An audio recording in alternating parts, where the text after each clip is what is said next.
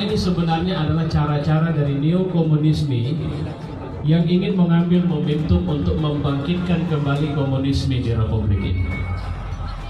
Tapi mereka lupa bahwa uji coba yang mereka lakukan dari berbagai pemberontakan tidak pernah berhasil. Bahwa Pancasila bagi kita benar-benar harga mati. Mereka mencoba otak-atik dengan menyebut adanya Trisila, Ekasila maupun apa saja adalah mereka-mereka yang sangat layak kita curigai sebagai manusia-manusia yang ingin menghancurkan ideologi di negara ini, yaitu Pancasila. Pancasila adalah piagam bagi kita yang sebenarnya kita meyakini ini kekuatan yang menghidupkan kita selama ini.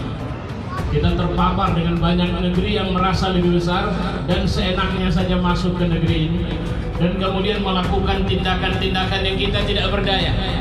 Sampai-sampai ada orang-orang yang memimpin negeri ini tapi bermental pengkhianat, mengatakan bahwa rakyat di negeri ini tidak punya keahlian untuk mengerjakan proyek-proyek ini, maka kami panggil mereka kemari. Biadab ini orang, kurang ajar ini orang. Kenapa? Karena dia mengatakan seperti yang pernah dikatakan oleh Soekarno, bahwa sebenarnya walaupun Soekarno tidak mau itu terjadi, jangan pernah menjadi bangsa kuli. Tapi itulah yang terjadi hari ini. Mereka mengkulikan rakyat ini. Mereka mencoba menjadikan kita bangsa kerdil, menyatakan kita tidak punya kemampuan, tidak punya keahlian, tidak punya apa-apa. Kita tidak layak untuk menjadi bangsa besar. Kehebatan-kehebatan yang ada di negeri ini mereka hancurkan secara sistematis. Kekuatan teknologi mereka tidak ingin bangkitkan.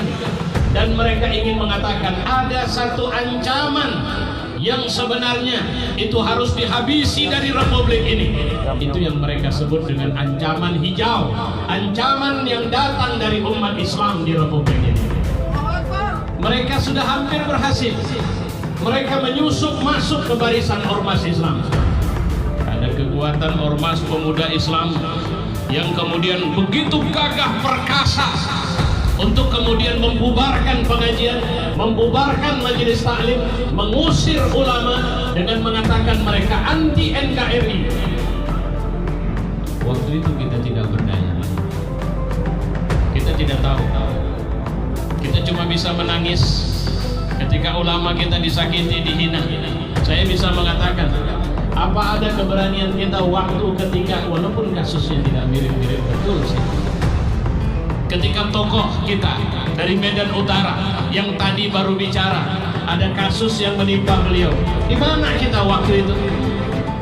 Persoalannya adalah uji coba keberanian.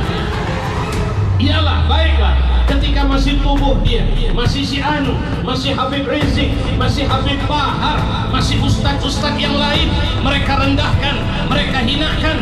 Masih Cina dari Tiongkok mereka panggil. Di saat kita disuruh stay at home, tinggal di rumah, mereka undang Cina rame-rame datang ke Republik ini dengan dalih macam-macam.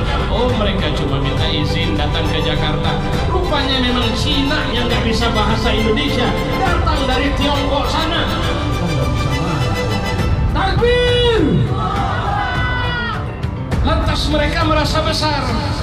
Mereka mengira mereka sudah jadi gelombang besar. Ada yang bangga bilang, saya bangga jadi anak PKI. PKI menyusup anak-anaknya ini ke berbagai lini. Ada yang masuk partai, ada yang masuk ormas, ada yang jadi pengusaha. Bahkan Ustadz Alfian Tanjung dipenjarakan ketika mengatakan istana jadi markas PKI. Kita juga tidak bisa apa-apa. Kenapa? Karena mereka sistematis, mereka cerai-beraikan kita, mereka buat kita tidak berdaya, mereka buat saya menyimpan kedengkian kepada si Anu, rasa tidak suka kepada si Anu, saya merasa lebih pahlawan dari si Anu. Itu yang muncul di tengah kita, tapi kita cuma keburu sendirian. Sampai saya pikir kita harus punya harga diri. Dan itu yang membuat saya yakin sampai hari ini Allah tidak sedang merencanakan negeri ini hancur. Allah sedang merencanakan negeri ini besar, negeri ini jaya. Allah tidak sedang merencanakan kebinasaan umat di negeri ini. Maka lahirlah momentum RUU HIP ini. Momentum ini harus jadi gelombang besar sama kita. Karena kalau saja momentum ini kita tidak melawan mereka. Di dalam khutbah Jumat di Masjid Agung Medan saya bilang begini. Mereka mengira mereka sudah besar. Dan hari ini kalau mereka mencoba melawan, maka mereka akan hancur dilabrak oleh air tsunami dari kemarahan orang-orang yang harga dirinya terletak pada Pancasila itu. Takbir! Siapapun mereka, berlindung di balik partai apapun mereka, mau berada di institusi manapun mereka, kalau mereka coba ganggu ideologi negara ini, maka mereka akan berhadapan dengan putra-putra pembela Pancasila yang pertama sekali. Takbir! Mereka akan berhadapan dengan putra-putra ulama yang dulu mereka coba habisi, mereka coba binasakan. Mereka akan berhadapan dengan rakyat pewaris dari tokoh yang kemudian telah hidup dan berkembang dan sekarang mereka kita sebut sebagai pahlawan. Mereka akan melihat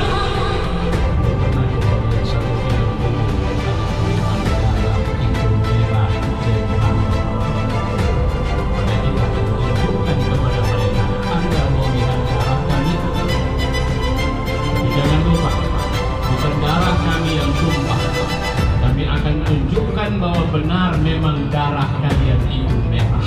Allahu Akbar. Saudara-saudara, ini demokrasi. Mereka majukan RUU HIP di tengah kita.